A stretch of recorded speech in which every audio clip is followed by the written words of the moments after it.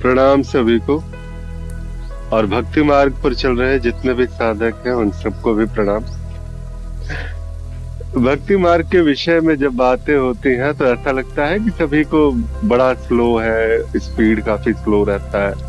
वो प्रगति वाली जो है ना, उसमें चेष्टा, वो धार नहीं दिखती है कि किस धार से, मतलब जैसे कहते हैं कि वो एक छुरी जिसमें धार थोड़ी कम हो, और अगर वो चीजों को काटने लग जाए तो वहां पर उसमें समय लग जाता है, क्योंकि धार यहाँ पर पैनी है नहीं।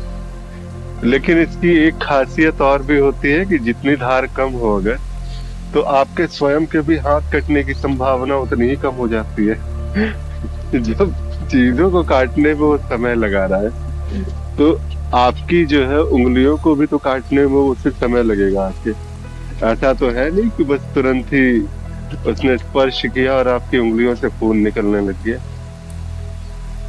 तो भक्ति मार्ग का अपना मजा है। सभी मार्गों का, जितने भी आध्यात्मिक मार्ग हैं, उन सब में अपना अपना रस है, अपने अपने मजे हैं। और ये जो रसिक है वही जान सकता है भक्ति मार्ग का असली आनंद।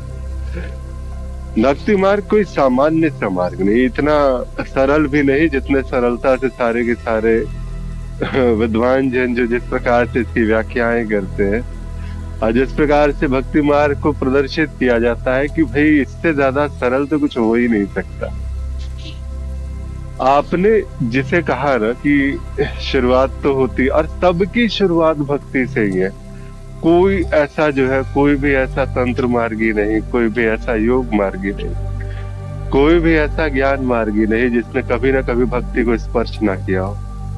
तभी एक निश्चित स्थिति में उन्होंने सबसे पहले भक्ति को ही स्पर्श किया होता है। और जब वो स्पर्श भक्ति का होता है, जब वो स्पर्श भक्ति में डूबने का होता है, और वहीं से जो है फिर आगे उसकी जो जैसी चित्त वृत्तियां हैं उसके हिसाब से फिर अलग अलग मार्ग उन्हें मिलते जाते हैं। उस प्रकार से वो आगे बढ़ते हैं, और जब आगे बढ़ जाते हैं तो फिर कोसते हैं कि भक्ति मार्ग में तो वो बात नहीं थी। देखिए, एक चीज है, भक्ति मार्ग का जो रस है, भक्ति मार्ग का जो आनंद है, इसको समझने के लिए पहले भक्ति क्या है इसे जानना होगा।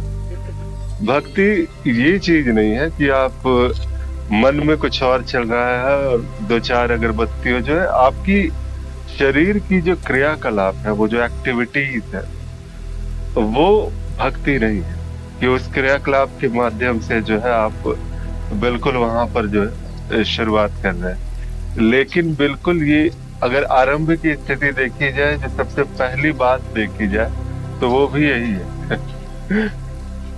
देखिए, यहाँ पर थोड़ा कंफ्यूजिंग सा लगेगा। इसको समझने के लिए क्या कहते हैं ना, कि जब मान लिया ठीक है कि दो चार अगरबत्तियां दिखाना है सुबह शाम, और यही जो है दिनचर्या में किसी ने शामिल कर दिया है। अब जो शामिल कर लिया है, मन में हजार तरह के सांसारिक लोग हैं, तो प्रपंच, तो दिमाग में संसार तो चलेगा ही चलेगा, और वो संसार चलता रहता है, और उस दौरान में वही अगरबत्तियां भी हो रही हैं, संसारिक प्रपंच भी हो रहे हैं, और वही जो है। लेकिन कभी ना कभी ऐसा होता है कि संसार में ही दुख तो है, संसार में व्याप्त है। उन दुखों से जो है बिल्कुल परेशान होकर के वो भगवान के सामने, क्योंकि जाता ही है, और जब जाता है तो कुछ अपेक्षाएं भी करता है। सांसारिक व्यक्ति तो ऐसा ही है, बिना अपेक्षा के, बिना कुछ जो है रिटर्न के वो कहीं इन्वेस्ट ही नहीं करता।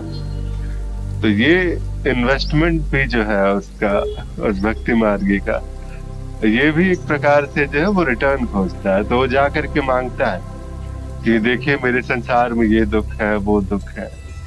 अब इस प्रकार से उसने एक संवाद की स्थिति शुरुआत कर दी। संसार में कोई उसकी बातें सुनता नहीं है ज्यादातर। अब आप निगेटिव निगेटिव बोलोगे, कितना ही सुन लेगा कोई।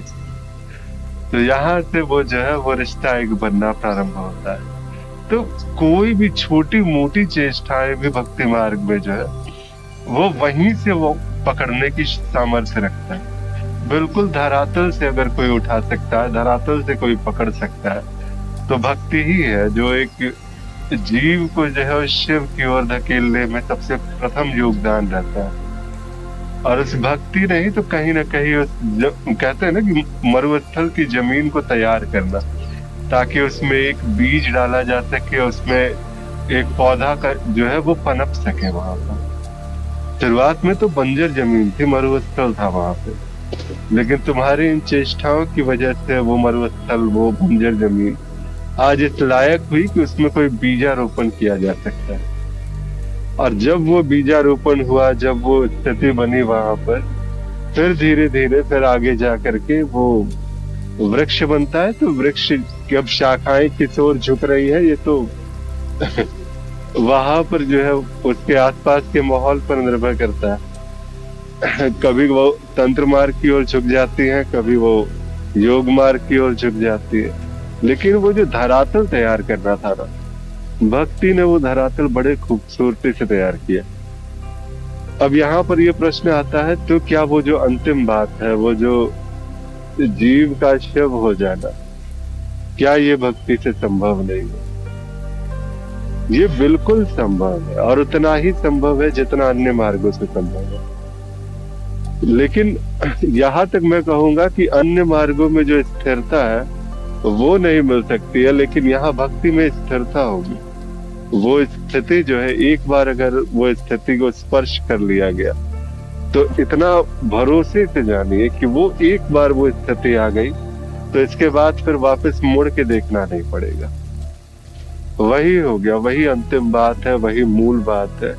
और वहां जाकर के जब आप स्थिर हो जाते हैं तो फिर आनंद ही आनंद है। और भक्ति का क्या खूबसूरत मार्ग है कि पूरा का पूरा मार्ग ही आनंद से भरा हुआ है। हर मोड़, हर पड़ाव इतना खूबसूरत सा है इसका। भजन कीर्तन करते हुए निकल जाता है सब कुछ। बड़े बड़े मतलब ऐसी ऐसी दुविधाएं आती है ना सामान्य जो अन्य मार्गियों के लिए। अब जैसे देखिए ना, अनुभवों की अगर बात होती है कि योग मार्गी है चाहे तंत्र मार्गी है, विभिन्न विभिन्न जो है अनुभवों को वो पकड़ता है, उनको प्राप्त करता है। और कई बार ऐसे होते हैं कि ऐसे ऐसे अनुभव है जो विचलित करने लगते हैं। सामने ऐसा लगता है कि अरे ये क्या भूत पिशाच, उल्टे सीधे लोकांतर का दर्शन हो रहा है। और वहां पर बार बार उससे याद आती है कि कोई गुरु रहे साथ में। भक्ति मार्गी को कोई चिंता नहीं है, उसने मान लिया है कि तन समर्पित, मन समर्पित, सर्वस्व समर्पित जो है वो पहले ही कर चुका है। और ये समर्पण के साथ में उसने मार्ग में चलना प्रारंभ किया। तो कहते हैं ना कि एक लिफ्ट में बैठ के जो यात्राएं होती हैं वो वही कर रहा है। सीढ़ियों पे चलने वाले मार्ग अन्य होंगे। ये पूरी तरह से आप भगवान की ही गोद में बैठ गए हैं और उसके बाद पर जो है वो जहां लेके चल रहा है। ठीक है, आज भूत प्रेत दिखा रहे हैं, उसका भी आनंद है। कल को देवलोक के दर्शन कराएंगे, उसका भी आनंद है। अंततः जो है मुझे तो ईश्वर को नहीं छोड़ना, मुझे उस भगवान को नहीं छोड़ना। और ये आनंद जब तक बना रहता है, ये आनंद, ये विश्वास जब तक बना रहता है, भक्ति मार्ग का मजा ही यही है। वो भगवान की गोद में बैठ करके ये सारा का सारा सफर पूरा करता है। बाकियों को लगता है कि काफी समय लग गया, इतने जन्म बीत गए, अब जा करके इसका काम बन रहा है। लेकिन इतना जान लीजिए कि शुरुआत भी जब होती है वहां से ही जो है भगवान उसे वैसे ही संभालते हैं, प्रभु उसे वैसे ही संभालते हैं। और उसी प्रकार से वो आगे बढ़ता है, हर कदम दर कदम धीरे धीरे करता हुआ। दूसरों को लगेगा धीरे, लेकिन वो आनंद में है ना। जैसे आप कहते हैं कि चाल जो है अक्सर धीमी कब हो जाती है, जब माहौल काफी खूबसूरत हो जाए। जब आसपास का माहौल सुंदर सा हो जाता है ना, वो मार्ग काफी सुंदर सा होता है, तो आप नजारों का मजा लेते हैं। ये क्या है यार स्पीड से भाग जाना। तो भक्ति मार्ग क्या है कि वो नजारों का मजा दिलाता है। वो आसपास जितने भी हैं, इतने सुंदर सुंदर नजारे, भगवान की अनंत लीलाएं, उन लीलाओं का रस, तो उसका ऐसे ही थोड़ी कहते हैं काकभूषुंडी जी कि बार बार जो है वो अनंत जो है काल तक बार बार उन्होंने रामायण को जिया, बार बार महाभारत को जिया। हर बार उन्होंने सारी की सारी रामायण की पता नहीं कितने एंगलों से वो सारी की सारी लीलाएं देखते हैं। हर रामायण का जो वो जो कथा वाचन जो होता है उनके काकभूषुंडी के अपने ही लोग से, बड़ी सुंदर सी बात होती है, बड़ा ही आनंद का विषय है ये। तो ये पूरा का पूरा मार्ग इतना आनंद, इतने सुगंध से भरा हुआ, इतने आनंद से भरा हुआ और इतने वैभव से भरा हुआ। ऐसा नहीं है कि दिखता है कि एक नारायण का भक्त बड़ा ही गरीब सा है, देखो तो भिक्षुक है बेचारा। अरे उसका वैभव तुम क्या जानो। उसका एक संकल्प पूरी पृथ्वी की संपत्ति तौल सकता है। उसका एक संकल्प जो है तुम्हारा पूरा अस्तित्व तौल सकता है। तो वो इतनी गहरी जो है वो स्थिति में है, वहां पर जो आनंद की स्थिति है उसे सामान्य जो है वो अलग दृष्टि वाले व्यक्ति कभी समझ ही नहीं पाएंगे। तो इसीलिए कहते हैं कि भक्ति को अगर समझना है तो भक्त तो बनना होगा, वरना दूसरे मार्गों की दृष्टि से अगर भक्ति को देखोगे तो फिर तुम्हें जो है यहाँ पर वो बेकार सा ही, कुछ उटपटांग सा ही नजर आएगा। इसीलिए आगे बढ़िए मार्ग में। अगर आप हैं भक्ति मार्ग में तो बिल्कुल निश्चिंत रहिए। हम यहाँ वैसे भी जो है निर्वाण धाम के भीतर तो बहुत जो है यथोचित जितना हो सकता है उतना तो हम उन्हें ऐसा लगता है कि मार्ग दिखाने का प्रयास करते हैं। वहां पर संपूर्णता वाली बात कोई भी गुरु नहीं कह सकता कि उसे संपूर्ण स्थिति जो अंतिम बात है वहां तक उसे पहुंचाई जा सकती है, लेकिन सिर्फ इतना कहा जा सकता है कि वो इशारा दिलाया जा सकता है। आपने अगर ईश्वर को चुना है तो उस ईश्वर की गोद में पहुंचाने का काम जो है वो उस गुरु का हो सकता है।